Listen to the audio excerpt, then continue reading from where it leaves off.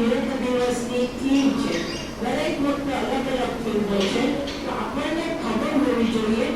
એક તો હંમેશા યાદ રાખવાનું, 21 જૂન ઇન્ટરનેશનલ યોગા દિવસ છે, બરાબર?